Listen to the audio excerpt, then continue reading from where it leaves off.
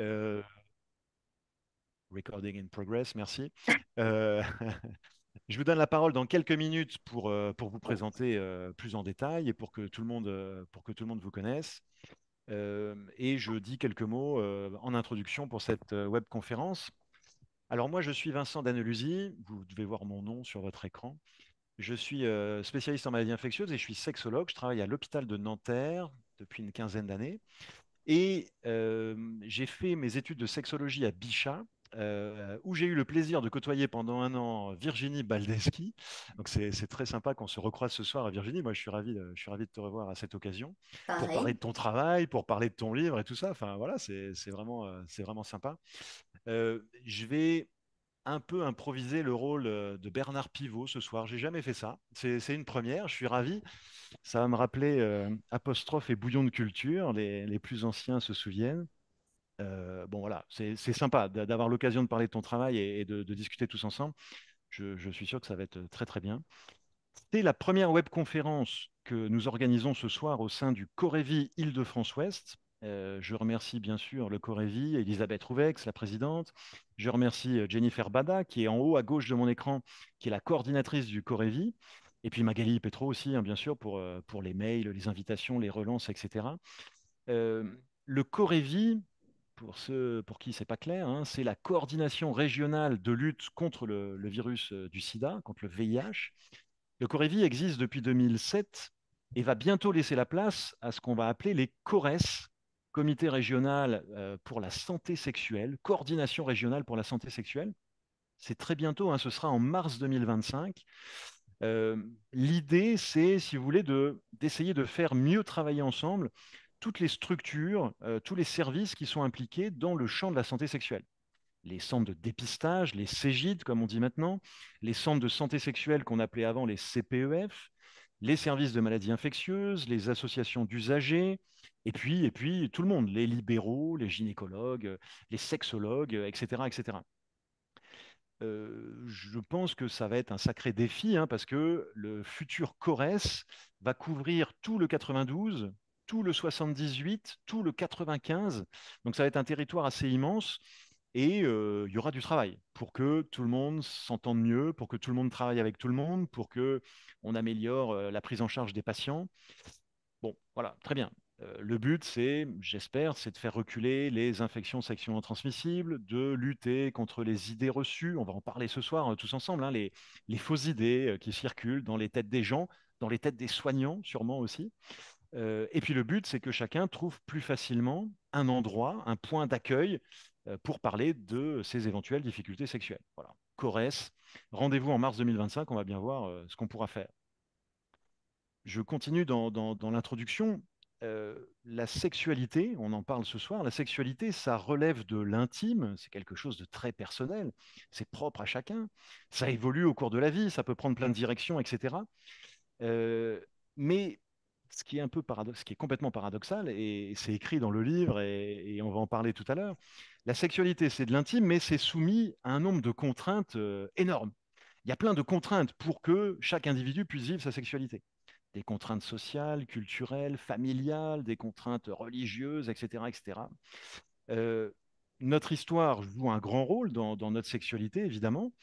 Il y a des personnes qui, en plus, dans leur histoire, vont subir de la stigmatisation ou des violences, etc. Euh, dans plein de pays, c'est très compliqué. Et puis en France, c'est loin d'être parfait, c'est sûr. Euh, Quand quelqu'un a un comportement sexuel un petit peu différent de la norme, les difficultés risquent de s'accumuler.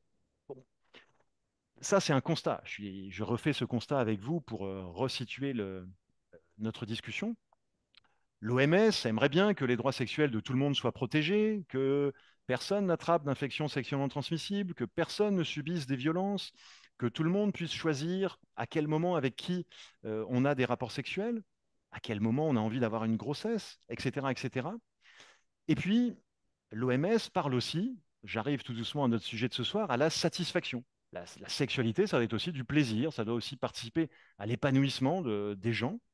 Euh, la bonne santé sexuelle, vous voyez, il y a plein de choses qui sont nécessaires hein, pour pouvoir la vivre. Euh, on a envie de parler aussi dans nos prises en charge du plaisir et de la satisfaction. J'ai écrit un petit mot sur l'actualité du moment, mais j'ai pas tellement envie d'en parler maintenant.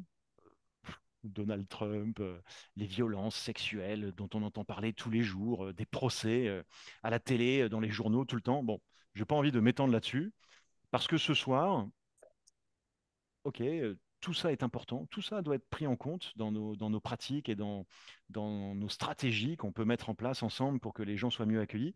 Ce soir, on a envie de prendre du temps pour aborder, encore une fois, j'emploie ce mot, je ne sais pas si nos intervenants vont l'employer, l'épanouissement, la sexualité, plaisir, etc.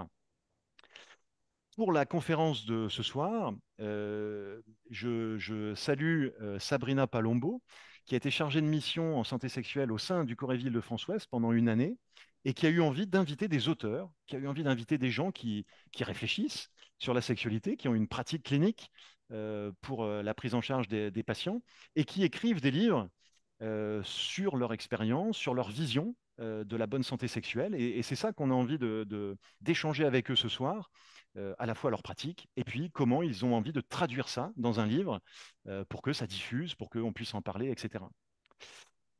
Donc encore merci à Virginie et à Jean-Christophe d'être là et de nous faire part de tout ça ce soir. Ça nous change probablement de nos exposés sur diapositive et tout ça, bon, que moi je fais plutôt. Voilà, donc c'est bien de faire autre chose. Alors, je vais donner la parole à Virginie pour commencer, pour se présenter, ton parcours, ton cursus, comment tu as eu envie de venir à la santé sexuelle et tout ça. Tout ça, c'est hyper intéressant. Jean-Christophe se présentera juste après. Et puis après, on parlera de ce livre autour duquel nous allons discuter ce soir. Euh, j'ai plein de questions. J'en ai une que je t'ai déjà posée et je te la reposerai tout à l'heure. Virginie, je te donne la parole. Vous avez 5 minutes, 10 minutes pour vous présenter, hein. On a le temps. À toi. Bonsoir tout le monde. Merci Vincent pour cette belle introduction. Merci au Corvi de m'avoir invité. Merci à Jennifer, à Magali pour l'organisation. Voilà, ben, tout simplement, moi, je suis psychosexologue, je suis basée à Paris. J'accompagne des personnes qui rencontrent des difficultés autour de leur vie intime, de leur vie sexuelle. Ça peut être des couples, ça peut être des individus seuls, de tous les genres et de toutes les sexualités.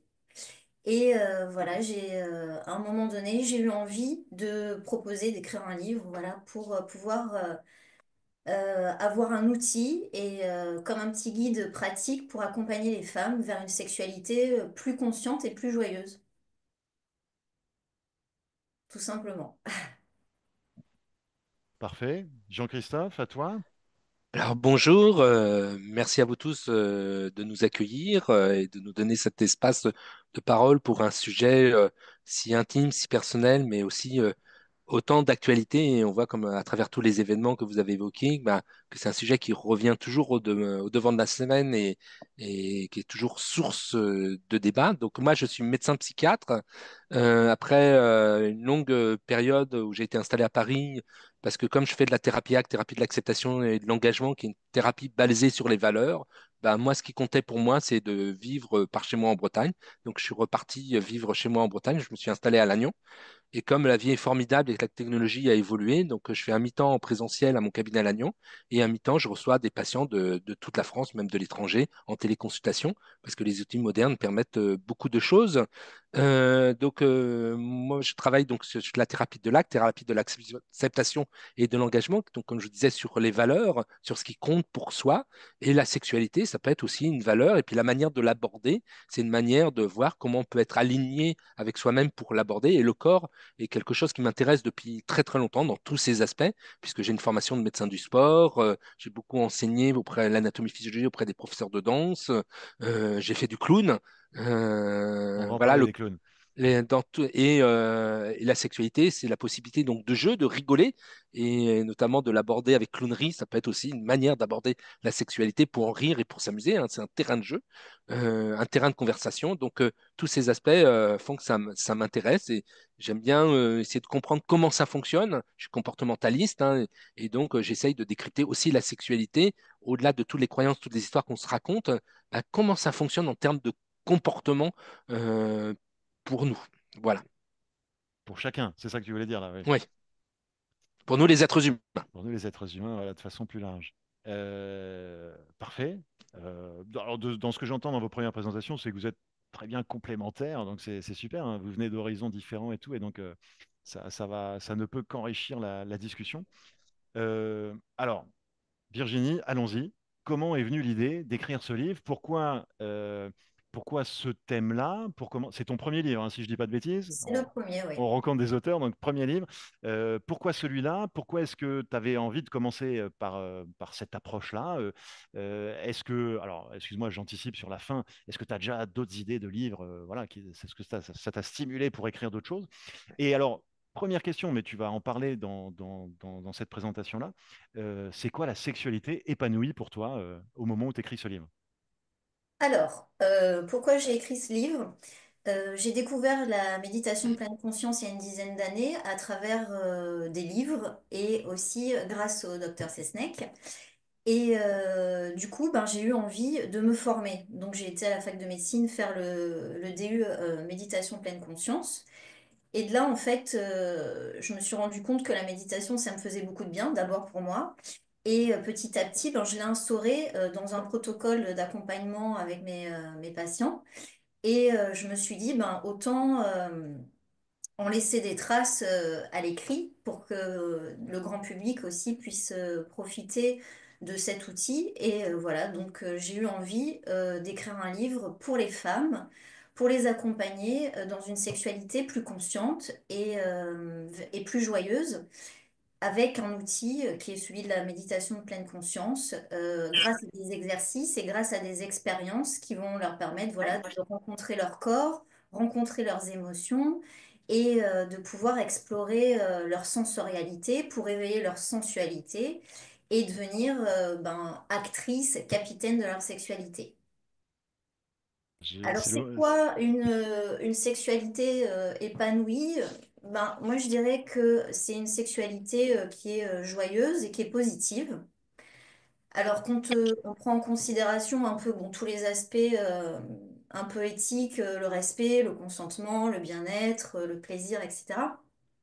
L'éducation, les connaissances de soi, de son corps, la liberté de pouvoir s'exprimer, de pouvoir communiquer autour de son corps, autour de son désir, de ce qu'on aime, de ce qu'on n'aime pas, et surtout, une sexualité épanouie, je pense que c'est voilà, c'est aller vers une sexualité plus consciente, moins archaïque, moins mécanique, et être vraiment dans l'écoute de soi, d'être dans son intérieur et de pouvoir comprendre bah, par rapport à, comme le docteur Sesnek l'explique, par rapport à ses valeurs aussi, autour de la sexualité. La sexualité, c'est une valeur. Mais autour de la sexualité, il y a encore des valeurs qu'on peut y mettre autour de cette sexualité et de pouvoir être en harmonie en fait, finalement, avec les valeurs autour de la sexualité et de pouvoir bah, la vivre pleinement et bah, plutôt joyeusement. Ouais, je vois bien le lien je vois bien le lien entre les deux. Euh, alors, je pose la question tout de suite. Est-ce que tu as envie d'écrire d'autres livres? Est-ce que c'est un début pour toi et il y a forcément quelque chose derrière qui est venu déjà? Ou est-ce que pour l'instant, tu n'en es pas là? Alors, oui, j'aimerais beaucoup. Alors, c'est pas tout de suite d'actualité. Pour l'instant, j'aimerais lancer un podcast. D'accord, oui, on ne peut pas tout faire. Voilà, donc, mais après, oui, j'aimerais écrire d'autres livres, mais je sais pas encore. Pour l'instant, j'ai pas de vraies pistes. D'accord, d'accord, très bien.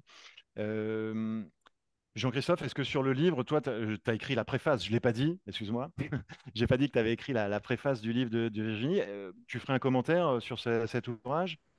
Oui, d'abord, ça a été un immense plaisir d'écrire cette préface et je remercie beaucoup Virginie de m'avoir donné cette opportunité parce que c'était aussi l'occasion de partager différentes choses. Et Virginie a eu une idée judicieuse de parler de la pleine conscience pour la sexualité parce que souvent, beaucoup de gens se fourvoient en pensant que la sexualité, c'est faire des choses, alors que avant tout, c'est d'être dans l'expérience. Et il n'y a pas de règles, hein, il n'y a pas de normes. De toute façon, dans la vie, il n'y a aucune règle. Toutes les règles, ce sont que des histoires qu'on se raconte, hein. Même l'argent, c'est un billet de banque, ça a de la valeur, c'est une histoire qu'on se raconte. Donc le tout, c'est que on soit cohérent avec qui on est, ce qui compte pour soi, en fonction de son contexte social et culturel. Et la sexualité, c'est quelque chose qui touche l'intime. Or, le corps, c'est la frontière entre un monde extérieur et un monde intérieur. Et dans ce monde intérieur, il y a des pensées, il y a des émotions, il y a des sensations physiques. Et finalement, quand on est dans un rapport sexuel, on va toucher notre intériorité et on secoue notre intériorité un peu comme une boule de neige, hein, il se passe plein de choses. Et pour beaucoup de gens, c'est pas évident de savoir faire avec les pensées, avec les émotions, et on peut très vite rentrer en lutte contre les pensées, les émotions, on peut très vite les éviter. Et la sexualité, c'est rentrer en contact avec l'expérience, sans jugement, sans commentaire pour la vivre. Et la pleine conscience, c'est particulièrement un outil qui nous permet de faire évoluer notre rapport avec nos pensées et émotions pour être aux côtés de cette expérience intérieure, sans la juger, sans la commenter, juste pour la vivre avec curiosité, sans attente. Et la problématique, c'est souvent dans la sexualité, on est dans le faire et dans les attentes, et il n'y a rien de tel pour s'éloigner de l'expérience de la sexualité. C'est ça, dans la comparaison, on va en parler, hein, la comparaison, la performance.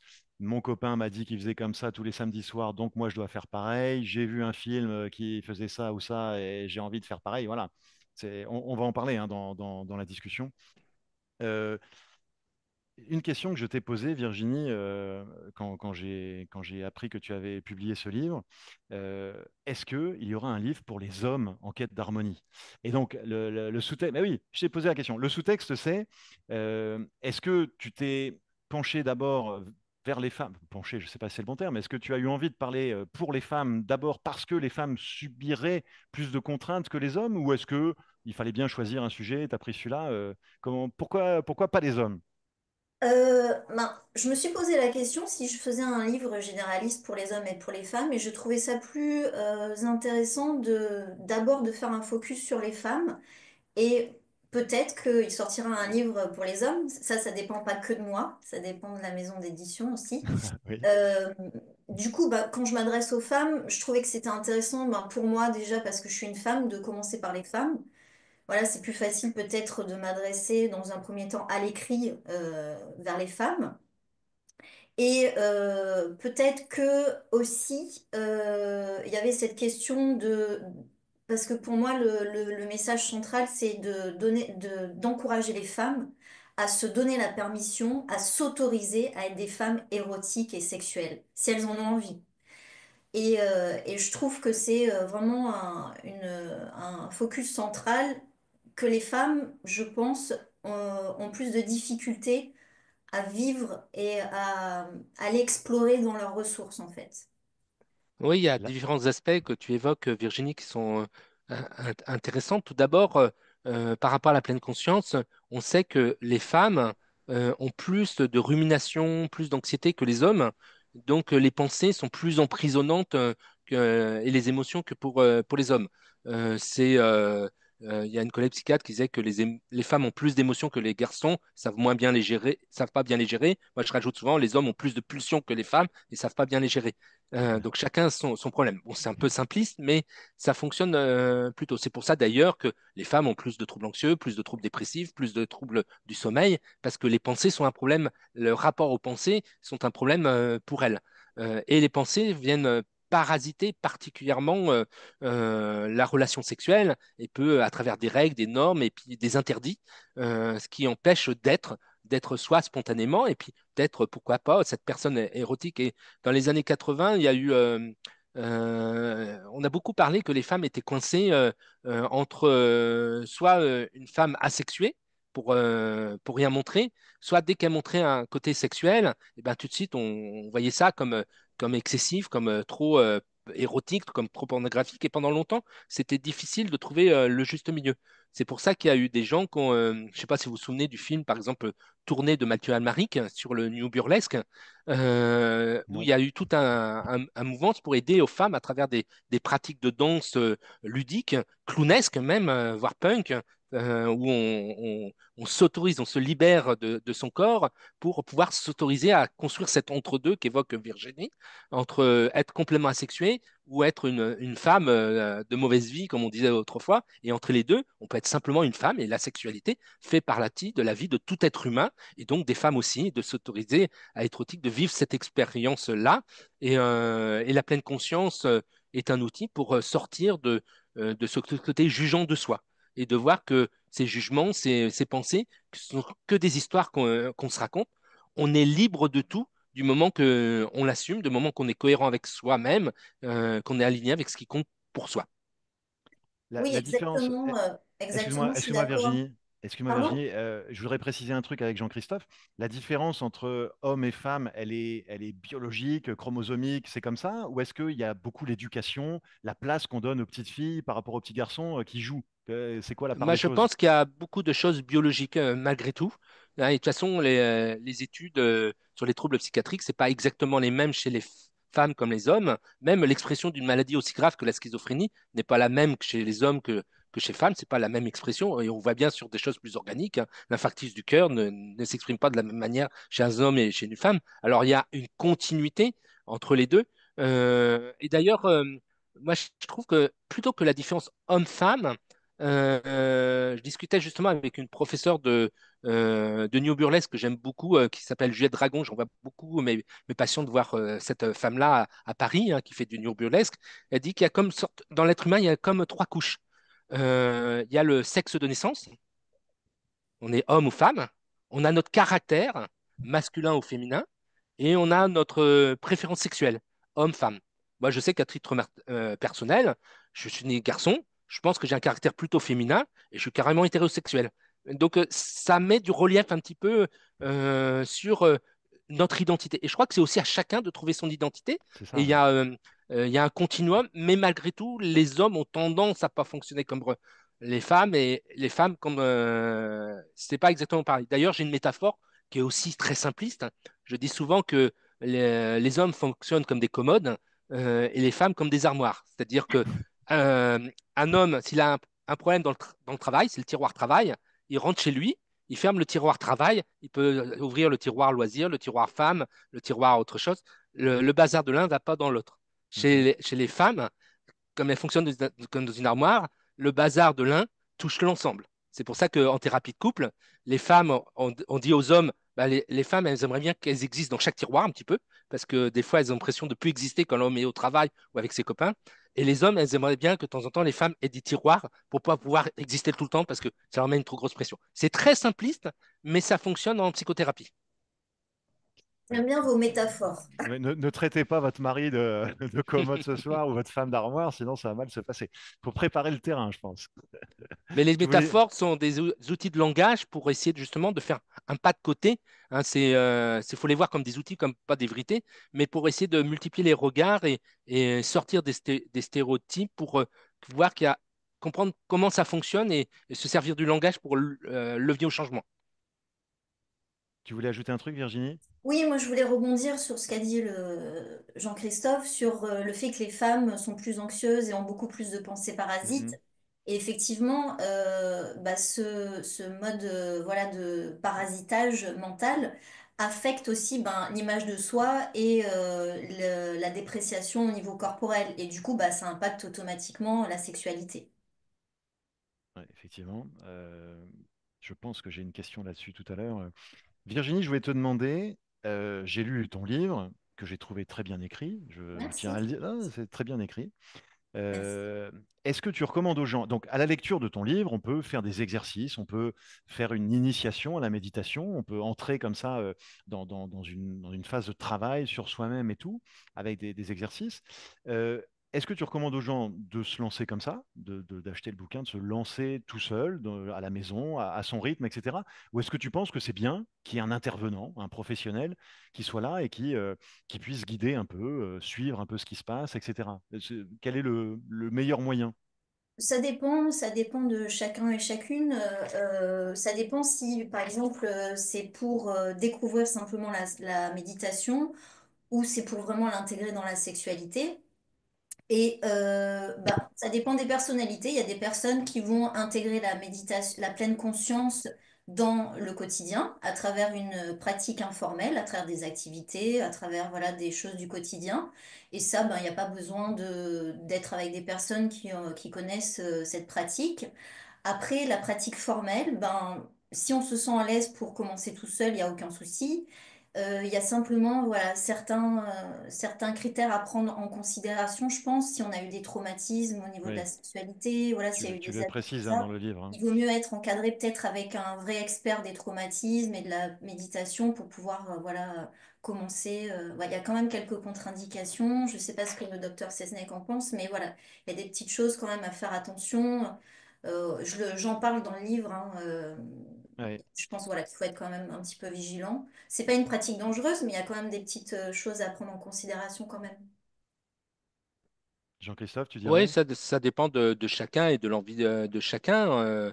Après, on peut explorer la pleine conscience tranquillement par soi-même. Après, si on veut plus apprendre cette pratique, c'est plus facile si on s'initie à travers des programmes de méditation comme le MBSR, méditation basée sur la réduction du stress. C'est un programme sur 8 semaines où il y a une séance de groupe par semaine et des exercices à la maison entre les deux. Et ce qui est important, c'est pas que les exercices, mais aussi c'est les échanges qu'il y a entre les pratiquants pendant ces séances de groupe qui permettent de comprendre et d'observer et de comprendre quelle relation on a vis-à-vis de ses pensées et ses émotions. Mais on peut aussi, moi je pense que les anciens faisaient de la méditation sans le savoir, un peu comme Monsieur Jourdain, hein. C'est-à-dire quand on allait au jardin, ben, quand on arrachait les mauvaises herbes, on était vraiment là, simplement là. On peut être aussi faire attention quand on prend sa douche, d'être vraiment dans l'expérience de la douche, de l'eau qui coule sur la peau, de la chaleur sur la peau, d'être curieux de cette expérience et de vivre cette expérience sans jugement et sans commentaire. Et de la même manière qu'on est là avec l'eau qui coule, on peut être là avec la main qui nous caresse, avec le contact du corps qui nous caresse, et avec les bruits de la relation sexuelle, avec les odeurs de la relation sexuelle, toute cette expérience sensorielle, sans jugement, sans commentaire, mais créer cette ouverture non jugeante pour être dans l'expérience, juste là avec ses sensations. Et c'est certain que s'il y a eu des traumas sexuels, les traumas sexuels brisent beaucoup l'intériorité. Dans ce cas-là, si on est dans le cadre d'une thérapie par rapport à ça, si on ne veut pas réveiller ça, dans ce cas-là, il faut savoir se faire accompagner pour que les traumas du passé ne viennent pas polluer le présent. Ouais, merci. Alors moi c'était dans mes questions juste après. En lisant le livre, j'ai eu cette sensation-là de faire de la pleine conscience avec les patients sans le savoir. Donc, tu as cité Monsieur Jourdain déjà, c'est exactement ça. Par exemple, moi, je dis aux gens qu'un rapport sexuel, faut pas que ça dure 35 minutes, faut pas imiter je ne sais pas qui qu'on aurait vu dans un film pornographique qu'on aime bien, mais au contraire de profiter de l'instant, profiter de l'échange, d'être là. Et donc, j'ai eu cette sensation en lisant le bouquin que moi aussi, je proposais aux gens de faire de la pleine conscience. Donc, on est raccord là-dessus. Euh, tu viens de dire une chose. Ah, je suis désolé, il y a un mot qui vient de m'échapper. Si, je voulais vous faire parler sur le. Ça va me revenir comme ça. Je voulais faire parler sur la vérité.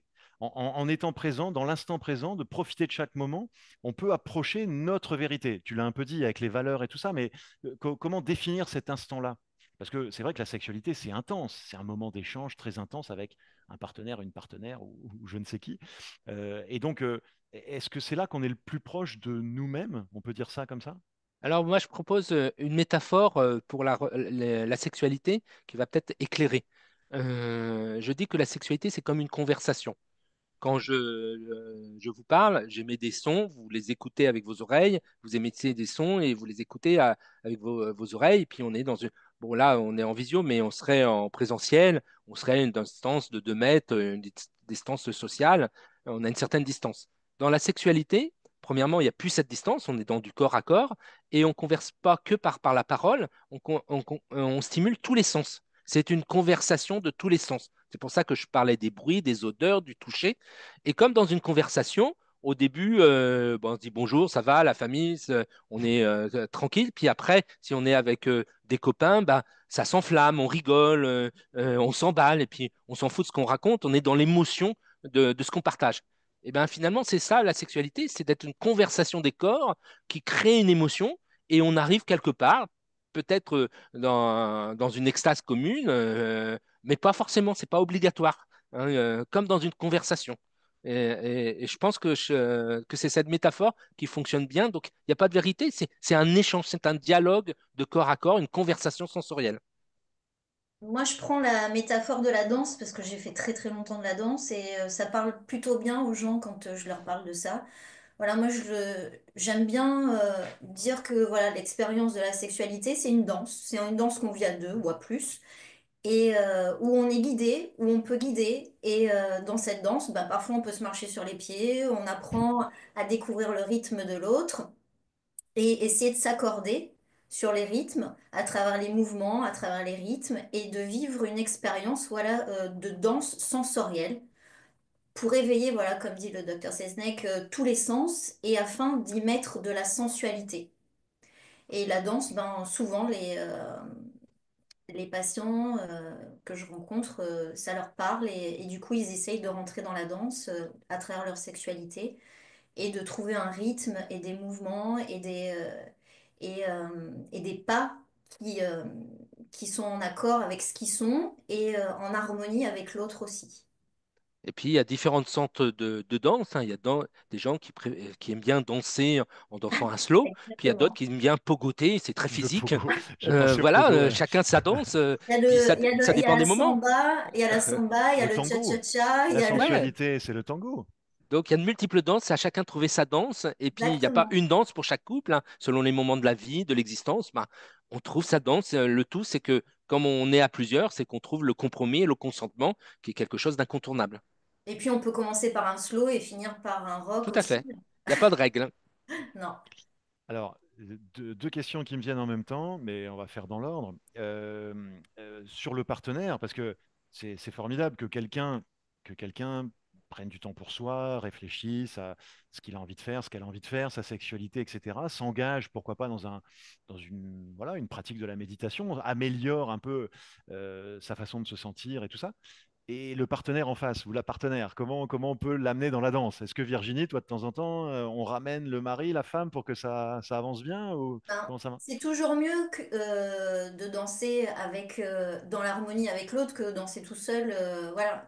Donc, ce qui est intéressant, c'est bah, au début, enfin, si l'autre n'est pas du tout réceptif, c'est de peut-être l'emmener à travers la gestuelle, à travers la communication aussi, de commencer à communiquer, qu'est-ce que tu ressens, comment tu aimes, et de faire ressentir, de guider l'autre. Justement, c'est d'être dans cette danse. Et si l'autre, il n'est pas vraiment encore ouvert, c'est d'aller guider, c'est d'aller l'accompagner d'un point de vue d'une manière dans la gestuelle ou dans la communication aussi, d'ouvrir aussi le dialogue sur les émotions, sur les sensations corporelles, de pouvoir communiquer sur ce qu'on ressent, sur ce qu'on vit, quelles émotions on ressent pour que ça ouvre aussi le dialogue à l'autre pour faire la même chose en fait. Ouais, c'est ça, on peut pas tout faire tout seul en sexualité, hein. Si j'ose dire, dans un couple, s'il y en a un qui est pas Non, réceptif ou il y qui a bloque d'un Charles côté. Pépin il y a Charles Pépin qui a écrit un très bon livre qui s'appelle La Rencontre. Ah, il est super aussi. Et dans ce livre, il dit que ça, quand on rencontre l'autre, il faut accepter que chacun se transforme. On apprend de la rencontre à l'autre et on se transforme dans la rencontre à l'autre. Donc c'est aussi ça qui est en jeu. La sexualité évolue en fonction de l'histoire avec son partenaire et de cette histoire de transformation. Ce qui va bloquer, c'est si on ne veut pas rencontrer l'autre et on ne veut pas se transformer, ou s'il y en a un qui est dans le discours et l'autre est passif. Là, il n'y a pas d'échange. Donc c'est ce dialogue à deux et, et prendre conscience qu'une relation de couple, c'est de savoir évoluer ensemble, c'est de savoir se transformer ensemble et c'est ce travail d'écoute qui est intéressant, d'où l'intérêt de faire de la pleine conscience, c'est-à-dire être en pleine conscience de soi, mais aussi en pleine conscience de l'autre pour s'ajuster et faire cette fameuse danse. Ouais, très bien, très bien. Je n'ai pas dit à tous les participants, mais si des questions viennent et tout ça, n'hésitez pas, vous pouvez écrire dans le chat par exemple, ou peut-être que je vous donnerai la parole dans le dernier quart d'heure, on verra tout à l'heure, hein. On continue à avancer, nous. J'avais une question technico-psychanalytique. Est-ce que quand toi, Virginie, par exemple, tu reçois des gens en présentiel ou à distance, est-ce que tu gères aussi, comme dans une psychothérapie classique, c'est pas un gros mot de dire comme ça, est-ce que tu gères la notion de transfert, la notion, tu vois, tout ça, l'écoute active, comment ça se passe? Ou est-ce que on peut s'en passer quand on fait de la méditation et qu'on apprend la méditation? Bah, dans la méditation, on peut s'en passer, je pense, dans ces moments-là. Et on est vraiment plus... Alors moi, je n'ai pas de formation psychanalytique, hein, donc quand je propose de la méditation, on est vraiment dans l'expérience psychocorporelle en fait. On va vivre des exercices, on va vivre des expériences et on est plus voilà, dans l'expression de ce qui s'est passé dans l'expérience, ce qu'on a vécu au niveau sensation physique, ce qu'on a vécu au niveau émotionnel et d'aller transformer ça et de pouvoir communiquer et accueillir ce qui se passe plus voilà, que faire une étude, une analyse psychanalytique. J'ai pas la formation en fait. En fait, ce qu'il faut savoir, c'est qu'il y a plus de 500 thérapies. Une des thérapies parmi ces 500, c'est la psychanalyse. Et la psychanalyse, tout doucement, appartient à l'histoire parce que depuis, il y a eu des connaissances qui se sont développées. Il y a eu des remises en Euh, cause. C'était très utile, hein, et ça a inventé la notion de psychothérapie. Donc, au 19e siècle, c'était très utile, hein. Mais maintenant, au 21e siècle, il y a des choses un peu nouvelles qui sont arrivées, heureusement. Et parler de transfert, c'est un regard psychanalytique. C'est mettre des lunettes de psychanalyse. Il y a d'autres lunettes qui existent. Et en tout cas, dans la pleine conscience et dans la thérapie acte, puisque c'est deux proches cousines, donc ça rentre dans les thérapies comportementales et cognitives de troisième vague, on travaille d'abord l'observation, une observation neutre et bienveillante, pour pouvoir après choisir le rapport qu'on a avec nos pensées, le rapport qu'on a avec nos émotions, mais aussi le rapport avec l'autre. Et puis, dans une relation thérapeutique, on observe aussi ce qui se passe dans cette relation. Et que c'est pas pour rien qu'il se passe des choses, hein. Ça peut nous donner aussi des informations, soit sur nous parce que on observe de notre point de vue, mais soit aussi sur la personne qui est en face.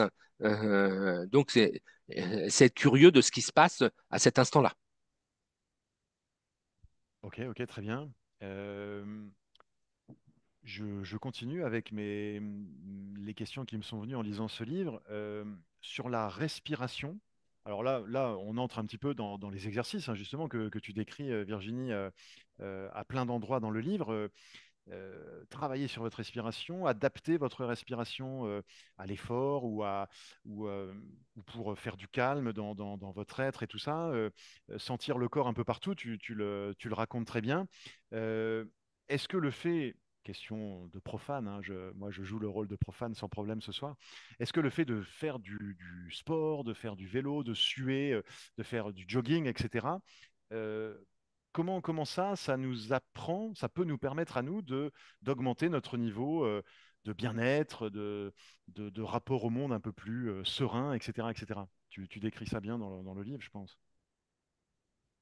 Alors, je pense que le rapport au sport, ce sera plus le docteur Cesnet qui aura une réponse plus appropriée pour ça, je pense. Spécialiste du sport. En tout cas, il y a plusieurs choses dans ce que vous dites. C'est que la respiration, c'est une technique d'ancrage dans l'instant présent. Et cette fameuse machine à penser, machine à blabla, elle a tendance à nous faire dériver vers le passé au risque de ressasser, et notamment les expériences qui sont mal passées sexuellement et des choses de son histoire, ou nous mettre dans le futur, c'est-à-dire est-ce que je vais y arriver, comment ça va se passer. Et or, la sexualité, c'est quelque chose qui se passe dans l'instant présent. Donc la respiration permet de s'inscrire dans l'instant présent. C'est pour ça que Virginie a juste raison, explique que c'est quelque chose de très important. Après, le sport, l'activité physique, en tout cas, c'est quelque chose d'intéressant parce que ça a montré des vertus anxiolytiques et antidépressives. Donc, ça cultive la zénatitude. Et puis, alors, je ne sais pas, j'ai un doute sur les femmes, mais chez les hommes, en tout cas, ça augmente les taux de testostérone. C'est-à-dire que les gagnants ont plus de testostérone que les perdants, même en jouant aux échecs, ce qui est improbable, hein. Mais Ah, on a fait des études chez les joueurs des échecs. Les gens qui gagnent aux échecs ont un niveau de taux de testostérone plus haut que les grands. c'est pas du Euh, sport pourtant, mais bon, et ça pourtant, joue. non, mais c'est le fait d'être dans la gagne, tout ça. Donc, il y a des choses intéressantes là-dessus. Mais en tout cas, on se sent mieux dans son corps, on se sent plus à l'aise dans son corps.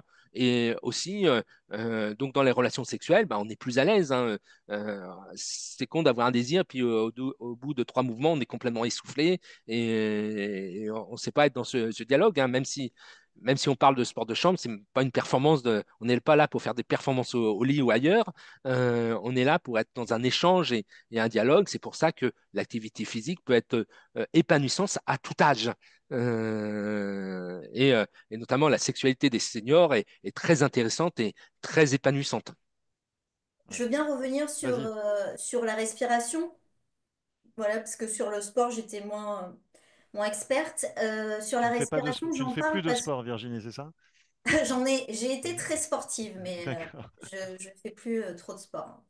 Je vais m'y remettre. Je fais que du Qigong, si on peut appeler ça du sport. Euh, alors, pour la respiration, voilà, c'est un des premiers ancrages, comme le docteur a expliqué. C'est un des premiers ancrages qui est le plus accessible pour commencer la méditation, en fait, parce que ben, la respiration, on l'a constamment, c'est gratuit, c'est là, et ça permet de petit à petit d'apprendre à se connecter à son corps et s'ancrer dans son corps grâce au focus attentionnel de la respiration.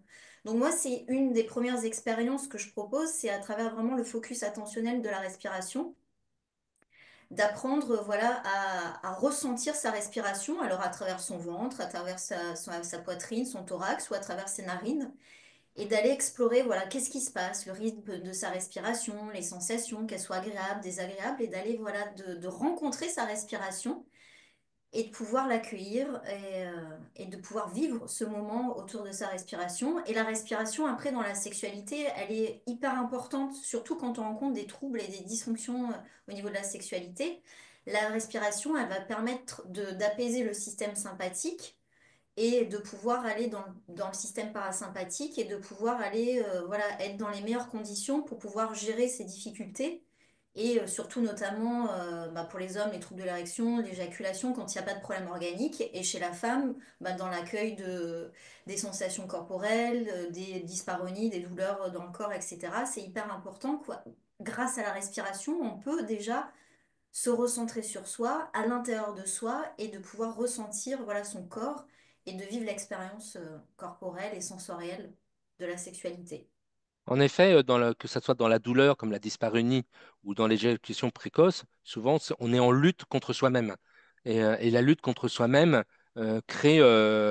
facilite l'éjaculation précoce et crée une douleur émotionnelle. Or, quand on est dans la respiration, ça permet de s'ancrer dans l'expérience, de pouvoir être à côté de la sensation physique sans la juger, sans la commenter, même si elle peut être douloureuse, ce qui évite d'avoir la souffrance, c'est la lutte émotionnelle contre les sensations. Et dans la sexualité, il y a beaucoup de lutte émotionnelle sur l'expérience corporelle, parce que c'est pas facile de ressentir des choses, et on nous a éduqués à être beaucoup dans notre tête et pas assez dans le corps. Et c'est tout un travail d'apprendre à redescendre dans le corps et accepter de ressentir des choses sans la juger, sans le commenter, ce qui peut retirer beaucoup de douleur, beaucoup de souffrance. Et je rebondis sur ce que vous venez de dire, c'est que la plupart du temps aussi, quand on rencontre les personnes qui sont en lutte et qui rencontrent des difficultés, ben souvent au niveau de la respiration, les gens sont en apnée, ils Mm. respirent plus.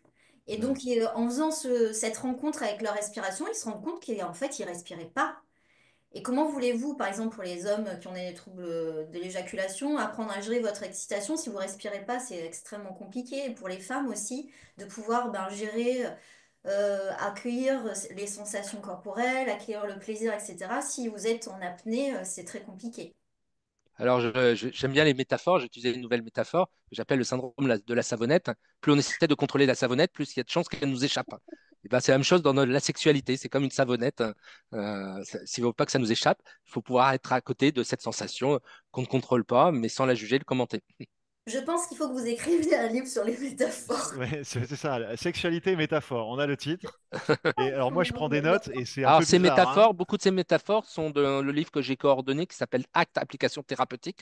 Dans la troisième édition, j'ai fait un chapitre spécial sur Ah, les métaphores. Et voilà. Au Congrès français de psychiatrie qui aura lieu en décembre à Rennes cette année, l'Association des thérapeutes Acte fait un symposium il y aura trois interventions et mon intervention sera sur les métaphores. ah, super. Parfait. Virginie, Ah fais-toi oui. inviter au congrès. Euh, J'allais dire exactement ça, et toujours dans ma position de profane ce soir, en consultation de sexologie, je parle avec les patients de la respiration, de l'exercice, hein, on l'a dit tout à l'heure, pour se sentir plus en forme, pour se sentir plus détendu, pour être plus à l'aise au moment du rapport sexuel. Et vous l'avez bien dit, et c'est paradoxal pour beaucoup de monsieur, il faut être détendu pour avoir une bonne érection. Moi aussi, enfin, c'est pas une métaphore, mais ça, c'est une phrase très rapide. Et pour les messieurs, c'est pas évident, quoi, hein. Parfois, voilà, il y a une volonté. Allez, je m'y mets, je veux une érection et je tends tous les muscles, alors que non, on essaye de leur apprendre à, voilà, à Alors, le se. piège des hommes, c'est qu'ils ont tendance à être dans le faire, Mm. et c'est tout un apprentissage de plus être dans le faire et être dans l'expérience. Et c'est ça le challenge, notamment pour les hommes. C'est sortir du faire pour être dans l'expérience. Pour les femmes, souvent, c'est sortir de la tête pour être dans l'expérience. C'est ça. Alors, tout s'enchaîne à la perfection. Je voulais insister sur une notion, et vous allez en parler, bien sûr. La notion dont tu parles dans le livre, je pense aussi, Virginie, hein, personne n'est passif en sexualité. Vous savez, cette expression, c'est un mot historique, etc., qui remonte à très très longtemps, certainement. Il y avait les actifs d'un côté, les passifs de l'autre. Et il y a encore des gens, bien sûr, tous les jours qui viennent en consultation, pas forcément sexo, mais consultation PrEP ou je ne sais quoi, et qui me disent, bah, moi, je suis passif. Et je les reprends, j'aime bien les reprendre, on discute ensemble et je leur dis non, vous n'êtes pas passif. C'est pas parce que vous ne faites pas la pénétration et que vous recevez la pénétration que vous êtes passif. Vous pouvez très bien être actif tout en étant, en recevant une pénétration. Bon, et donc parfois ça donne des discussions intéressantes. Tu en parles, Virginie, dans le livre, et notamment, je dis le mot, en parlant du schéma phallocentré, la sexualité phallocentrée. Tu peux détailler un petit peu là-dessus si tu veux. Euh, voilà, qui est relié probablement, euh, pas probablement, hein, qui est relié probablement à la domination et à des violences, etc., dans beaucoup de rencontres, malheureusement, et dans beaucoup de rapports sexuels. Moi, ce qui m'intéresse, c'est que, avec cette remarque maladroite que je viens de faire là, vous fassiez une synthèse sur tout le monde est actif dans la sexualité, qu'on fasse la pénétration ou qu'on reçoive.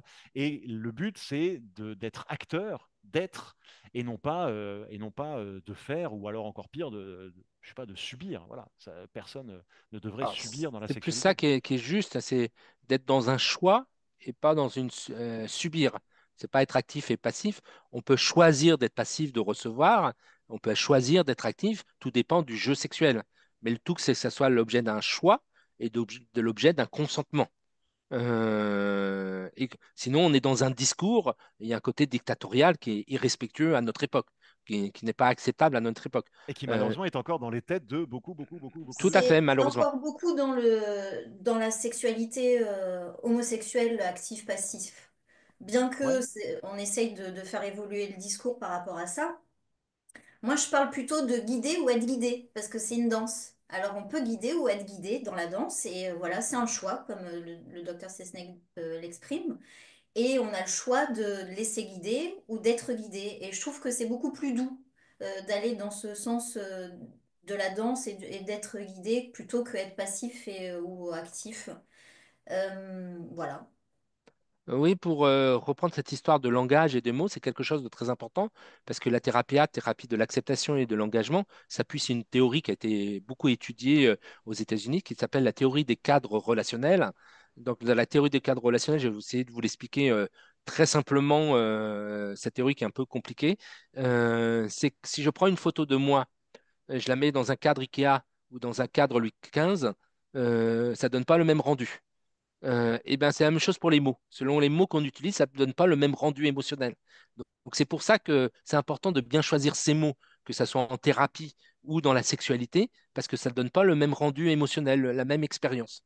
Et donc c'est pour ça que on parle, nous, en thérapie acte, de choix, euh, parce que le mot est important. Plutôt, on apprend à dire je décide, je choisis. Ah tiens. Ça a bugué. Ouais. Plus, Attends, le Jean-Christophe, choix des mots a son importance. recommence sur je décide, je choisis, s'il te plaît, parce qu'il y a eu un bug. Ben, on essaye de supprimer les il faut et les je dois par je choisis, je décide. Moi, je voudrais revenir sur le script phallocentré. Oui. Alors, c'est Alexandre Lacroix, qui est le rédac-chef du magazine Philosophie, qui a écrit un très bon livre grand public sur apprendre à faire l'amour, qui est très bien, qui en parle très bien, qui parle du script porn, Freud, porn. Voilà, et je trouve que c'est assez intéressant d'essayer de sortir, parce que moi, tous les gens que je rencontre, ils sont dans un script où il faut s'embrasser, il faut se caresser, il faut faire une sexualité pénétrante, et après, il faut dodo. Et, euh, et les gens que je rencontre, la plupart du temps, ils rencontrent des difficultés dans l'expérience pénétrante. Alors les hommes parce qu'ils ont la pression, parce qu'il faut qu'ils tiennent et qu'il faut qu'ils aient une super érection. Les femmes parce qu'il y en a pas mal qui rencontrent des difficultés, qui ont mal, qui ont peur de la pénétration, etc. Et finalement, ils pensent par rapport à leurs croyances limitantes et ce qu'on leur a formaté, que la sexualité, elle n'existe qu'à travers la pénétration. Donc moi, à mon tout petit niveau, j'essaye d'accompagner les gens en leur exprimant que la sexualité, c'est une palette, comme une palette de couleurs. Alors je vais faire une mini métaphore avec voilà, avec la C'est bien, peinture, c'est avec bien. l'art, où on est là pour mélanger les couleurs, pour vivre l'expérience à travers plein de choses en fait. Et la pénétration, c'est une pratique sexuelle parmi tant d'autres. Mais la sexualité, c'est s'embrasser, c'est se caresser, c'est se toucher, c'est se masser, c'est se lécher, c'est faire des caresses buccales, c'est tout ça. Et que on peut avoir une sexualité aussi qui est pénétrante ou non pénétrante. Et sortir du script phallocentré, c'est aussi mettre à la même hauteur toutes les expériences sexuelles et ne pas se dire qu'il y a une entrée, un plat, un dessert et que la pénétration, c'est plus important que se lécher, se caresser, voilà. Et du coup, ça change énormément le regard des gens et leur appréhension de la sexualité. Et d'un point de vue émotionnel, ça les soulage et ça les aide énormément dans une nouvelle construction de leur être dans la sexualité, en fait, parce qu'ils ont plus cette tension qui fait que, oh là là, j'ai pas une sexualité épanouie parce que moi, la pénétration, c'est compliqué. J'ai pas une sexualité épanouie parce que la pénétration finalement moi je l'assure pas parce que j'ai problème d'érection ou c'est compliqué parce que ça me fait mal, etc. Mais oui, je peux aussi vivre une sexualité chouette, joyeuse parce que le reste, je prends beaucoup de plaisir et que ça se passe bien. Alors moi je les accompagne aussi pour qu'ils puissent aussi vivre s'ils le souhaitent et ça reste un choix dans la sexualité pénétrante aussi. Mais voilà, c'est pas le focus attentionnel du script phallocentré où il faut avoir une pénétration pour avoir une sexualité. Et là, on repart sur tout ce qui est psychanalyste, etc., où Freud a fait toute cette C'est structure, bien. formatage de la sexualité, c'est la pénétration, le reste, etc. Et peut-être un petit peu un côté nataliste aussi, où la sexualité, il faut faire de la pénétration parce que c'est là où on procrée et qu'une cité, elle est forte parce que il y a beaucoup d'individus et que si on passe notre vie à se caresser le clitoris et se caresser les fesses ou je sais pas quoi, eh bien, on pourra pas avoir Il n'y une aura pas de bébé. société, une cité forte parce il y aura pas assez d'individus. Donc on sort de tout ça en fait et on va vers autre chose, vers un nouveau regard aussi de choix et d'expériences sensorielles, d'expériences où on voit en fait ce qu'on a envie d'expérimenter et de sortir du script phallocentré. Alors, le script phallocentré, il se nourrit aussi de la tension que ressent l'homme dans la sexualité.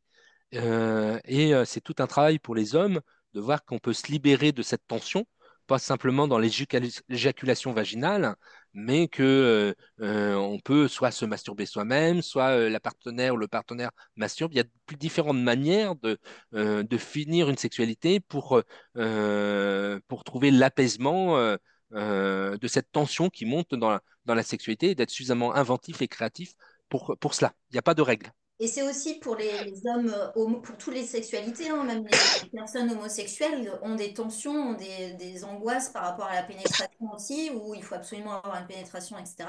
Alors que quand on adopte un nouvel œil sur la sexualité, ça les aide aussi dans n'importe quelle sexualité et homosexuelle aussi.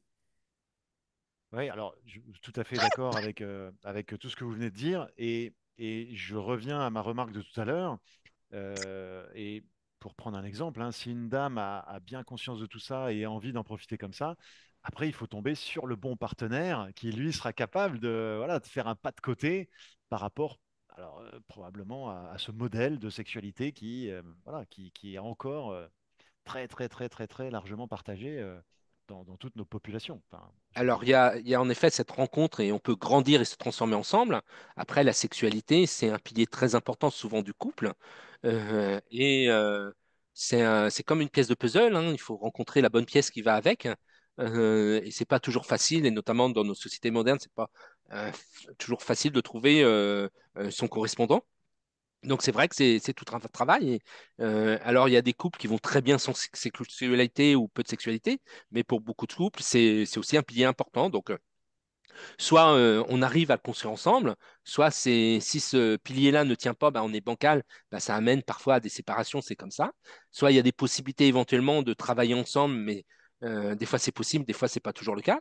Et puis la vie est faite aussi de petits arrangements. Il faut savoir que le couple amoureux, c'est une histoire récente. Il y a un livre qui est assez dingue qui s'appelle Amour de Jacques Attali. Je suis pas sûr que ça soit lui qui l'écrit, mais il l'a signé parce que c'est quand même un sujet très intéressant, très, très particulier, où il explique toutes les histoires de couple depuis l'histoire du début de l'histoire des hommes. Et le couple amoureux date de 1920, de 1930, avant les grands-pères de cette époque-là. Quand ils partaient en vacances, ils prenaient une maison de vacances pour la femme et une maison pour la maîtresse. Les choses étaient très différenciées. Il peut y avoir des petits arrangements. Bah, voilà, on est amoureux, on fait des fonctions, on a un couple avec son partenaire, mais on n'est pas satisfait, épanoui dans cette relation-là, et rien n'empêche de trouver ailleurs satisfaction, et c'est à chacun de trouver ses petits arrangements et son équilibre. Mais ça, c'est une question de valeur aussi. C'est une C'est question de valeur. Ouais, voilà, on c'est en une arrive aux question de valeurs. C'est bien, pouvoir. ouais, on peut parler Oui, des valeurs. Ouais. question de communiquer à travers son partenaire. Quelles sont les valeurs qu'on partage en commun à travers la sexualité? Est-ce que dans la sexualité, il y a la valeur fidélité ou pas aussi? Voilà, il y a plein de choses à pouvoir communiquer au travers de la sexualité et d'être en accord et en harmonie avec la personne avec qui on partage sa sexualité aussi. Tu le détailles très bien, Virginie. Hein. Chacun de choisir en fonction de ce contexte, en fonction de ce qui compte, et de pas être pas totalitaire, mais chercher une perfection, hein. On a tous des petits arrangements, on a tous, quels que soient les sujets, hein, que ce soit la nourriture, les besoins, n'importe quel besoin humain, on a tous des petits arrangements, et comment on construit son équilibre. Et c'est à chacun, il n'y a pas de modèle, il n'y a toujours pas de règle, c'est à chacun de le faire en fonction de ce qui compte pour lui. Tu donnes, je dois être à la bonne page, à la page 144 ou juste à côté, où tu donnes. Voilà, j'ai trouvé, j'ai trouvé. Est-ce que la sexualité fait partie de vos valeurs capitales, hein, c'est comme ça que tu écris. La sexualité est en soi une valeur, mais elle réunit autour d'elle d'autres valeurs également, comme la créativité, l'aventure, l'épanouissement, la fidélité, l'engagement. Il y a plein de synonymes, plein de mots très intéressants. L'honnêteté, l'intimité. Voilà, chacun peut piocher là-dedans et effectivement, j'imagine que pendant Oui, toute et les notre vie, valeurs, c'est très personnel. Et au cours de notre existence, nos valeurs, elles évoluent aussi dans chacun de nos domaines. Donc, peut-être qu'à 20 ans, on a des valeurs autour de la sexualité qui sont plus les mêmes à 40, à 60, à 80 aussi. c'est ça. Et puis en fonction des rencontres, et puis en fonction voilà, de Bien plein de sûr. choses. Ouais, ça bouge. Bah, c'est pour ça que c'est intéressant. Sinon, on s'embêterait. Et souvent, Euh, quand on est jeune, on est dans des attentes, hein, parce qu'on est dans des représentations. Et très souvent, on se libère quand on sort des attentes pour vivre ce qu'il y a à vivre et vivre l'expérience que la vie nous propose. Parce que souvent, on dit que la vie, c'est ce qui nous arrive alors qu'on avait prévu autre chose. Et même en termes de couple et de relations sexuelles. ouais, c'est ça. Euh, alors, il nous reste 27 minutes, vous voyez, on discute et on a encore plein de choses à dire. Dans le chat, j'ai pas vu passer beaucoup de questions, mais n'hésitez pas, hein, si quelqu'un veut rebondir sur un sujet. Une question qui a été posée par les participants ce soir, et je vous lance pour discuter. Dans certains contextes socioculturels, et une dame qui assiste peut-être ce soir à la conférence parle du contexte socioculturel en Afrique, euh, dans lequel, selon elle, la sexualité est un tabou. Et je pense, j'essaye d'exprimer, désolé hein, madame, hein, si vous m'entendez, j'essaye d'exprimer ce qu'elle a voulu dire, c'est comme on nous a inculqué quand on était petite que la sexualité était tabou, comment arriver à l'âge adulte, quand on est plus grande, à une sexualité libre? Elle fait vraiment cette distinction, la lutte entre le tabou, la sexualité, c'est tabou, on n'en parle pas, hein, et en profiter, vivre librement ça. Comment passer de l'un à l'autre? Comment faire? Si vous avez une idée. Bah, c'est un travail, hein. Et puis, c'est vrai que la sexualité, c'est un sujet qui crée des différences énormes dans le référentiel culturel dans le monde, et qui est source de souffrance et de conflits. Moi, je me rappelle d'un jeune patient lycéen qui avait eu une relation sexuel avec une fille dont l'origine ethnique ou la sexualité n'était pas, enfin, était quelque chose de très précieux sur la virginité et tout ça. Elle n'a pas su assumer son désir au cours d'une soirée et le lendemain, elle a accusé le garçon de l'avoir violée alors que c'était tout à fait consenti. Vous voyez, ça crée beaucoup de problématiques, hein, la confrontation de cultures extrêmement différentes. euh, voilà, ça crée des confrontations pas faciles. Après, c'est un travail de mûrissement, de choix personnels, ce qui est pas simple parce que des fois, ça amène à se couper de ses racines d'origine.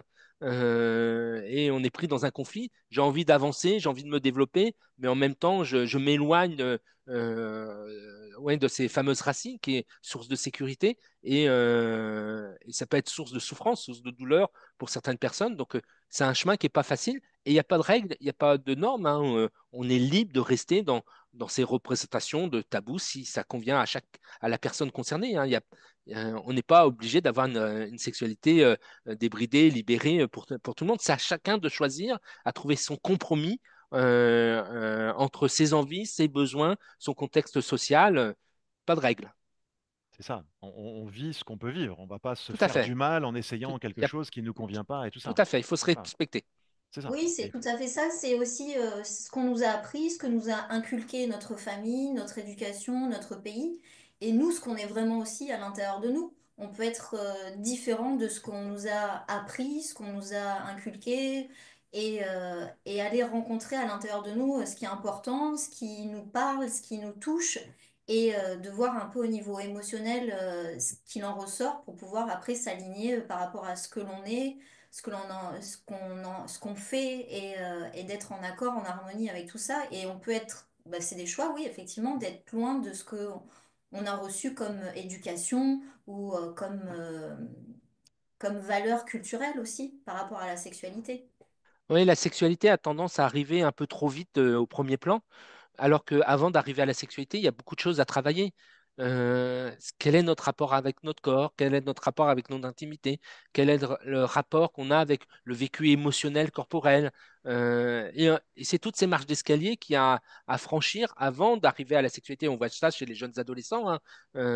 Ils ont toutes ces étapes-là à franchir avant d'arriver à la sexualité. Et avant de choisir sa sexualité, il y a toutes ces étapes à questionner.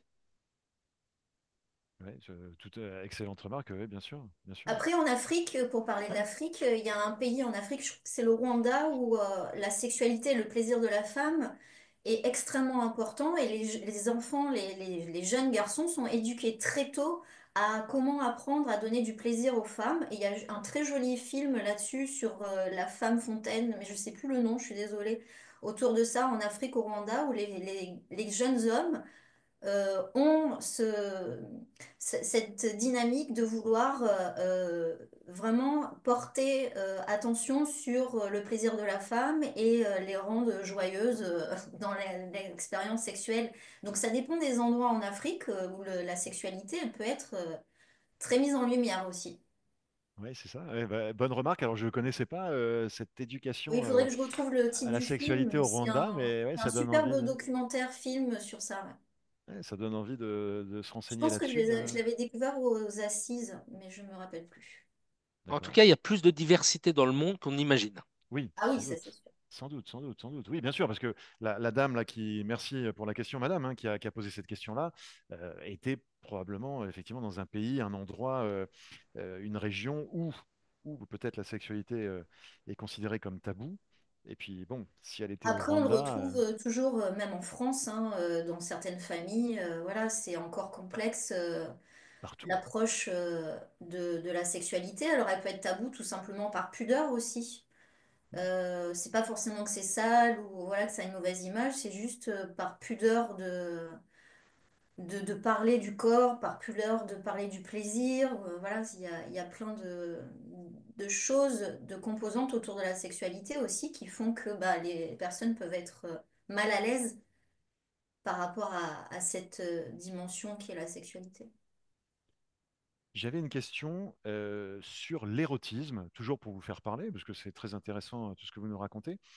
Qu'est-ce que c'est l'érotisme? Alors, schématiquement, est-ce que L'érotisme, c'est être capable de vivre intensément une rencontre sexuelle avec quelqu'un, ou est-ce que c'est avant? Est-ce que c'est toute la préparation mentale, c'est-à-dire nourrir ses fantasmes, se créer une motivation, tiens, j'ai envie d'avoir des rapports sexuels, ou est-ce que c'est les deux? Pour vous, l'érotisme, vous le situez où?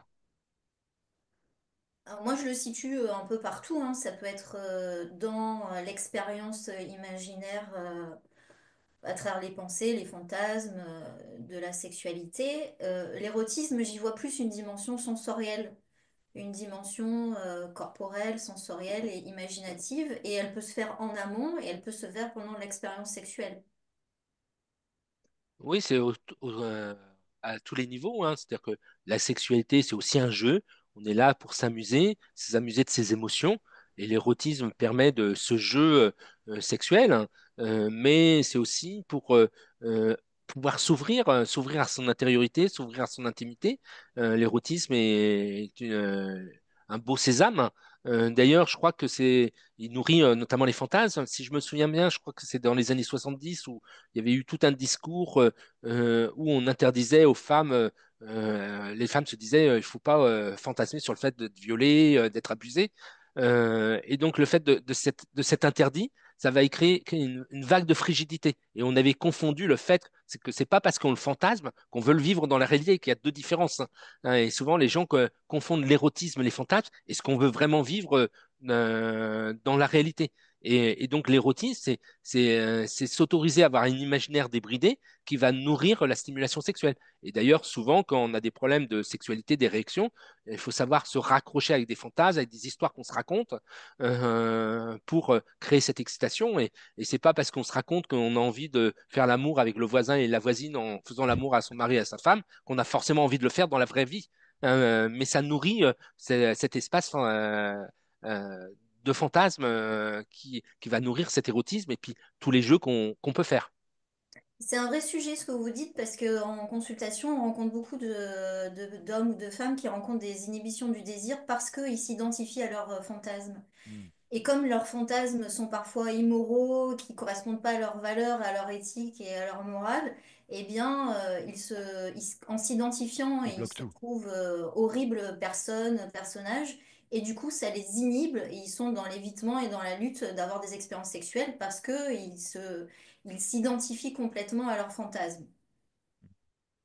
Ouais, bonne remarque.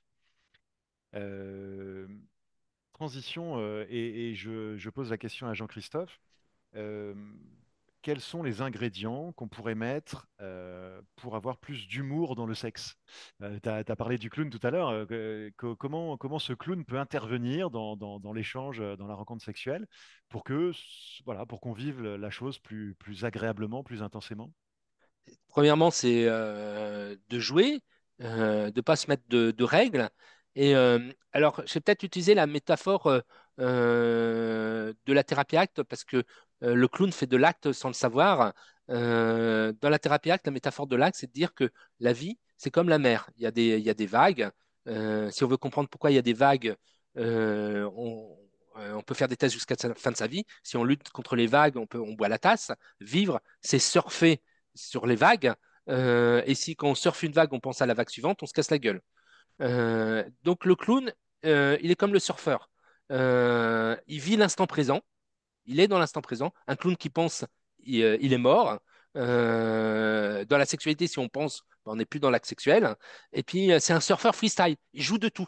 Il prend tout comme une opportunité pour en jouer. Et puis, s'il se casse la gueule, il joue de se casser la gueule. Donc, il n'y a plus de problème. Il y a une phrase dans un documentaire qui s'appelle Tout va bien, le premier commandement du clown, où il y a une prof de clown qui dit dans ce documentaire, on admire les acrobates et on aime les clowns. Je sais pas Hmm. vous ce que vous préférez, mais moi je préfère aimer que être admiré. Or, dans la sexualité, souvent on essaye d'être admirable. Or, le clown, il se nourrit de son bide. Il se nourrit de son ridicule. Et c'est pour ça qu'on l'aime. Donc, c'est dans la sexualité, c'est finalement de jouer du tout. Il y a une excellente chanson qui vient de sortir de Philippe Catherine. Je sais pas si vous avez vu, euh, qui s'appelle sur son dernier disque là, qui vient juste de sortir, qui s'appelle, je vais vous le Philippe Catherine, on en a entendu parler Son, cet été, oui. ça fait son Que album deviens-tu? Voodoo, Que deviens-tu? Il fait toute une chanson sur sa verge qui est disparue, qu'elle est toute molle. Et ça, c'est très clownesque. Et il en devient Philippe Catherine, alors qu'au départ, il n'a pas forcément grand-chose pour lui. Il est finalement très sexy comme mec, parce qu'il joue des choses, il s'amuse des choses, il s'amuse de ce qui se présente à lui. Et quand même, il faut le sortir, faire une chanson sur sa verge. Alors, la chanson sur la verge, c'est une chose, mais deuxièmement, oser, Oui, oser faire le clown. Parce que Philippe Catherine, donc tout le monde voit qui c'est le monsieur qui s'est peint en bleu là pendant la cérémonie d'ouverture des Jeux Olympiques, hein. Le monde entier le le connaît, chanteur. un chanteur, un Et acteur, le monde compositeur. entier le connaît.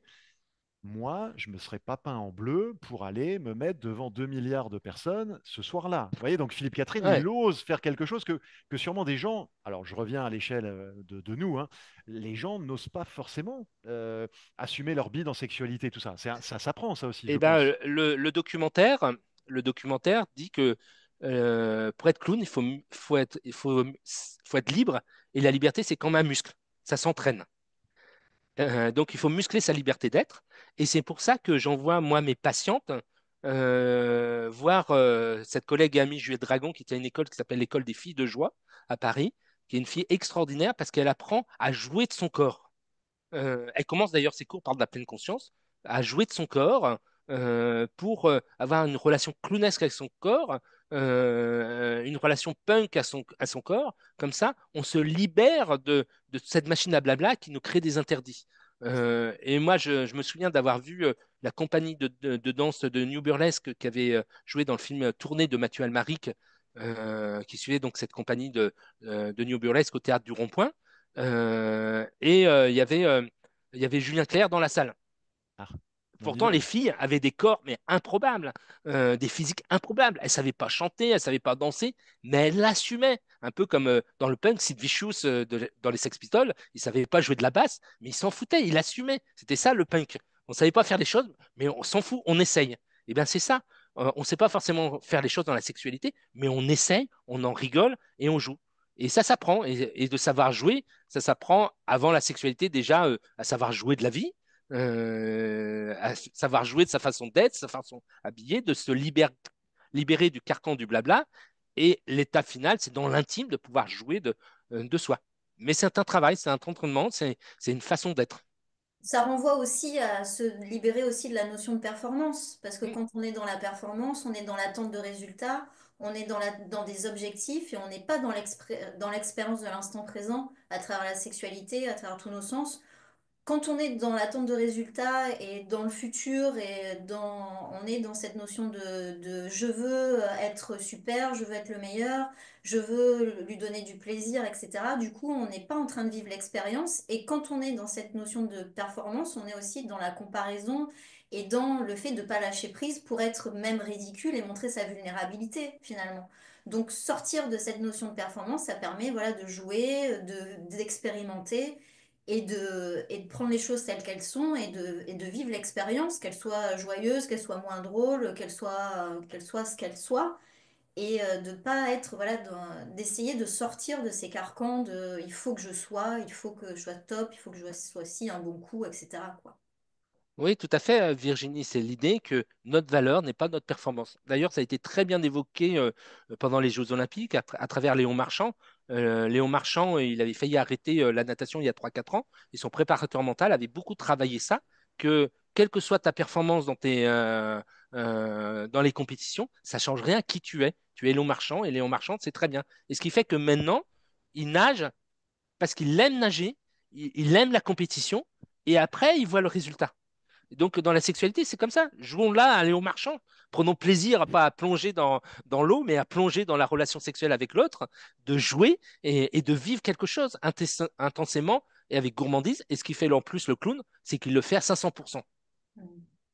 4 médailles d'or, hein, Léon Marchand, hein. C'est quand même, la marche est haute quand même, hein. Bon, Ouais, mais euh, c'est aussi, ils ont tous dit que c'était une histoire de mental.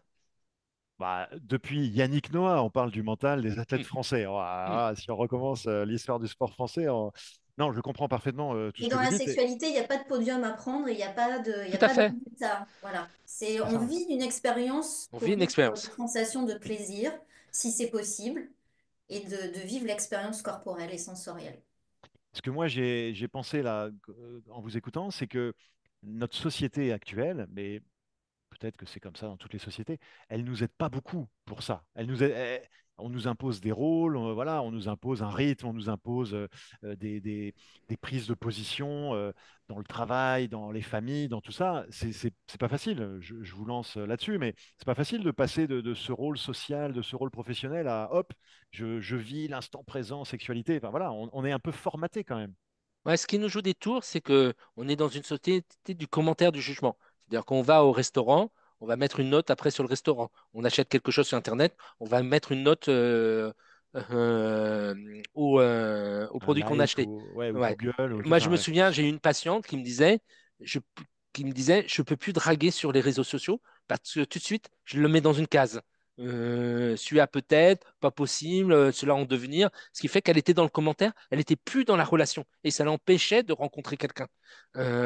Et il y a se libérer de cet esprit de jugement et de commentaire parce que finalement, les meilleures histoires, c'est celles qui nous tombent par hasard. Moi qui suis un boomer, je me souviens de ce film Trop belle pour toi, où c'était Gérard Depardieu, il était marié à Carole Bouquet, et finalement c'était avec Jonathan Balasco qui s'épanouissait. Hein, donc c'est peut-être pas forcément l'histoire qui s'est racontée où il s'épanouissait, mais il faut savoir aller à la rencontre et se laisser surprendre par quelque chose. Et C'est pour ça ça, la c'est vraie faut taire la rencontre, machine à blabla. C'est ça la vraie rencontre. comme le dit Pépin. Ouais. Ouais, parfaitement d'accord, hein, et ouais, c'est pour certaines personnes, à mon avis, c'est un vrai challenge, ça, Mm. de réussir voilà, à Mais il faut vivre la s'entraîner dans la sexualité. vraie vie, à jouer de la vie, arrêter de juger, de commenter dans la vraie vie, savoir expérimenter l'instant présent dans la vraie vie. Et après, on a peut-être des chances, surtout si on va en consultation avec Virginie, avec la pleine conscience ou ça, de s'ouvrir et puis de vivre une expérience beaucoup plus intime, beaucoup plus intéressante. Ouais, je vois bien. Euh, Écoutez, il nous reste quoi, 8 minutes, 10 minutes? Est-ce que Virginie ou Jean-Christophe, il y a quelque chose que vous vouliez dire et qu'on n'aurait pas évoqué pour l'instant? Ou est-ce que ça vous convient là, tout ce qu'on a échangé jusqu'à présent? Bah moi, j'ai envie de poser la question à Jean-Christophe. Vas-y. Comment lui, il pourrait définir la sexualité? Quels sont les mots comme ça qui lui viennent à l'esprit par rapport à la sexualité? Et comment il la voit, la sexualité joyeuse? Bah, un petit peu comme je l'ai dit tout à l'heure, une conversation ludique, créative, faite dans le consentement. C'est un jeu relationnel, un jeu sensuel. Euh, c'est du jeu. Ouais, moi, j'ai bien aimé votre, à la fois la conversation et puis la danse à deux. Enfin, vous avez très bien expliqué, ça parle très bien. Moi, je voulais vous lancer sur le lien que vous faites entre le langage corporel, les perceptions sensorielles, nos cinq sens, ou même plus, hein, parce que tu dis dans le livre qu'on a plus que cinq sens, et la sensualité. Quel lien vous faites entre toutes ces notions? Alors, j'ai pas bien entendu, excuse-moi. Entre les Le lien notions. entre le langage corporel qu'on peut avoir au cours d'un rapport sexuel, les perceptions sensorielles avec nos cinq sens et même plus, et puis la sensualité. Comment on peut dégager de la sensualité de ça ou profiter de la sensualité du moment avec tous nos sens? Ben, en fait, je pense que voilà, quand on vit une expérience sexuelle érotique, on la vit à travers tous nos sens. Donc on sent, on goûte, on entend, on ressent la bouche de l'autre, on ressent la texture de la peau, on entend des sons, on sent des odeurs, on vit l'expérience à travers tous nos sens. Et en mettant en marche nos sens, on va éveiller notre sensualité. C'est-à-dire qu'il y a la notion de plaisir à travers les sens. Et donc, tout ça réuni fait qu'on est dans une danse érotique. Voilà, moi je le vois plutôt comme ça. Je sais pas ce que Jean-Christophe en pense. Oui, tout à fait. Et, on ressent quand la personne est connectée à son expérience sensorielle ou à son mental. Quand on est connecté à son expérience sensorielle, bah, finalement, on dégage une sensualité parce qu'on est dans le corps. Encore une question. Ça, c'est pas facile, Est-ce mais que dans le bon. public, il y a peut-être des questions? Ouais, je guette le chat hein, depuis tout à l'heure, mais Mais j'en vois pas. J'en vois Bon, pas. tant pis. Il me semblait qu'il y avait un tableau qui avait circulé avec des questions. Oui, et j'ai posé une ou deux questions dans le Ouais. tableau Oui, euh, sur la sur le question sur la tabou, triple. sur. Alors peut-être vous pouvez dire un mot sur la pleine conscience en fonction des âges. Quelqu'un avait posé ça. Est-ce que on utilise la pleine conscience de la même façon chez les ados, chez les adultes ou chez les seniors? Est-ce vous voyez des choses à dire là-dessus? Alors moi, personnellement, par rapport à ce que mon travail et les personnes que je rencontre, c'est pas forcément une question d'âge, pardon, c'est plutôt une question d'approche et de personnalité. Il y a des personnes que je rencontre qui vont pas être à l'aise avec une approche formelle où ils vont se poser et ils vont se mettre voilà, en intérieur et essayer de ressentir voilà, leur respiration, etc. Ils seront plus à l'aise avec une expérience informelle, c'est-à-dire dans leur vie de tous les jours. Donc, ce qui est intéressant, c'est essayer de voir par rapport à la personnalité des gens et voir ce qu'ils aiment dans leur vie de tous les jours et essayer de les accompagner pour intégrer de la pleine présence dans leur quotidien. Ce qui va leur permettre petit à petit d'avoir des répercussions agréables et positives dans leur sexualité. Parce que quand on rencontre des difficultés dans sa sexualité, c'est difficile de tout de suite proposer de la pleine présence dans la sexualité. On va essayer de l'intégrer dans tous les jours, dans des choses du quotidien, pour après qu'il y ait des répercussions agréables dans la sexualité. Moi, je le vois plutôt comme ça. Après, une Ok. question d'âge, je sais pas, pas forcément. Alors, pour répondre à la question qui a été mise sur le chat, je Oui. crois que à tout âge, il y a des plaisirs différents. C'est-à-dire que, certes, quand on est jeune, il y a peut-être physiquement, on est plus alerte, mais on a plus d'anxiété souvent, on a des interdits, on a notre machine à blabla qui nous gêne. Et très souvent, quand on avance en âge, peut-être qu'on fait moins de performances physiques, mais on fait peut-être plus, on a une intensité qualitative de la sensorialité qui ouvre à d'autres plaisirs. Et je crois que quels que soient les âges, on a différents plaisirs. Il ne faut pas comparer les âges, il faut vivre les plaisirs de son âge. Et d'ailleurs, il y a des études qui ont montré l'âge où on était le plus heureux, c'est entre 50 et 70 ans. Ah, Parce que souvent, on était chouette. l'anxiété, les attentes, on avait moins d'attentes, on était beaucoup plus libre. D'ailleurs, pour être libre, on dit qu'il faut savoir mourir de son vivant. Ça veut dire qu'on n'est plus dans des attentes et on peut vivre plein de choses. Et puis, on a l'avantage moi, je trouve qu'il y a eu deux grandes révolutions que je répète très souvent en cours du XXe et du XXIe siècle, qui ont quand même changé la donne. C'est au XXe siècle, on a quand même doublé quasiment l'espérance de vie. C'est quand même exceptionnel, hein, puisque on oublie que, en tout cas, en 1830, l'espérance de vie était de 30 ans et on n'avait plus ses dents. Donc, peut-être pour la sexualité, ça a des avantages et des inconvénients. Euh, Les Oui. deux. et euh, et au XXIe siècle, on peut vieillir sans être vieux. Il n'y a qu'à voir Iggy Pop, Marianne Faithfull. Donc, ça laisse des possibilités de vie, des possibilités d'expérience. Et d'ailleurs, on a inventé un terme au XXIe siècle, qui est le terme de quinquado. Le terme de quinquado, c'est dire qu'à 50 ans, très souvent, les enfants sont partis, mais on est encore très en forme et on peut vivre comme des ados avec une carte bleue. C'est pour ça qu'il y a plein de cinquantenaires, ils ont des groupes de rock, ils font des booms, ils font des soirées, ils peuvent vivre plein de choses et on peut vivre aussi une sexualité, des rencontres riches et intenses. Donc, c'est vraiment, je crois qu'on vit une vie de ce côté-là super parce que juste que si on prend soin de sa santé, eh ben, on peut vivre très très vieux. Plein de choses extraordinaires et que l'âge est moins limitant qu'autrefois, même si le corps change, même si le corps évolue, ça demande peut-être d'être moins dans le regard, dans le jugement et plus dans l'expérience et dans la sensualité. Ah ouais, très bonne remarque aussi. Ça me fait penser à un monsieur de 83 ans qui est venu me voir en consultation et qui avait envie d'avoir les rapports sexuels avec son épouse. Alors d'ailleurs, c'est ce qui est amusant, je vous en parle comme ça 10 secondes. Ce monsieur a pris un rendez-vous avec un sexologue, il ne me connaissait pas. Et à la fin, ce qui était intéressant, c'est qu'il m'a dit, je ne m'attendais pas à notre discussion comme ça. Vous attendiez à quoi, monsieur? Alors, il savait pas trop à quoi il s'attendait, mais bah, je sais pas, vous alliez me donner un stimulant sexuel et puis hop, au revoir, rentrez chez vous. Alors qu'en fait, il avait envie d'échanger, hein. Moi, j'étais là avec lui. Il avait envie d'échanger autour de tout ça. Et ça avait duré trois quarts d'heure ou une heure. Et il était ravi, je pense, de s'être posé des questions sur lui-même, en fait. Voilà. C'était très intéressant. Bref, tout ça pour dire qu'il n'y a pas d'âge, effectivement, ou plutôt qu'à tous les âges, on peut profiter de la sexualité. Il est 19 heures. Alors, une autre question? Oui, pardon? Ouais, on répond peut-être à la dernière Ouais, question. allez. Alors, les traumatismes sexuels, c'est quelque chose qui brise l'intériorité. Moi, j'avais fait sur mon blog un article qui s'appelait Le syndrome du caillou dans le pare-brise. C'est-à-dire que souvent, les traumatismes sexuels, c'est comme un caillou. C'est pas la taille du caillou qui est importante. Des fois, il y a des petits cailloux dans le pare-brise qui fendillent tout le pare-brise. Et des fois, il y a des petits attouchements, des choses qui ont l'air, entre guillemets, de rien et qui font beaucoup de dégâts intérieurs. C'est tout un travail pour sortir du traumatisme, revenir dans l'instant présent et que l'instant présent ne vienne pas ramener des pensées, des émotions du passé.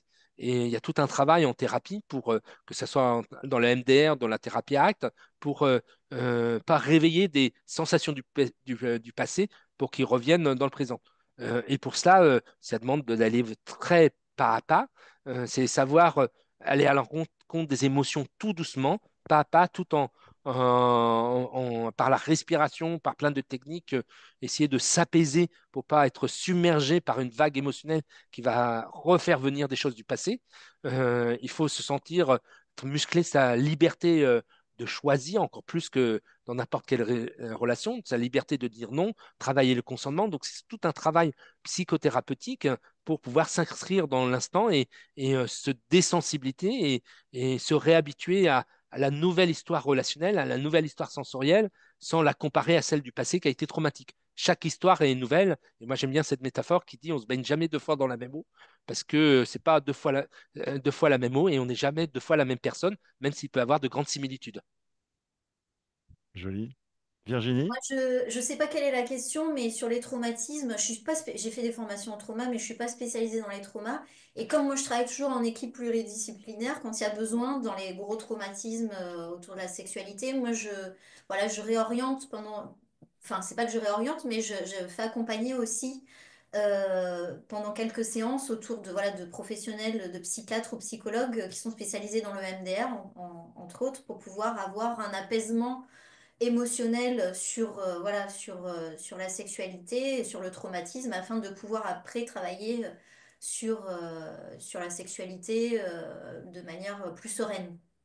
Et puis il y a des Parfait. médicaments dans le trauma qui peuvent aider, hein. Par exemple, les bêta-bloquants comme le propanolol permet d'éviter, c'est ce que prennent les étudiants quand ils passent des examens, hein. Ça permet que le feedback corporel soit moins intense et va moins allumer les souvenirs et le trauma. Certains athlètes l'utilisent comme dopage hein, pour se Tout à fait, calmer avant de faire du tir à l'arc tout à ou fait. du tir au pistolet.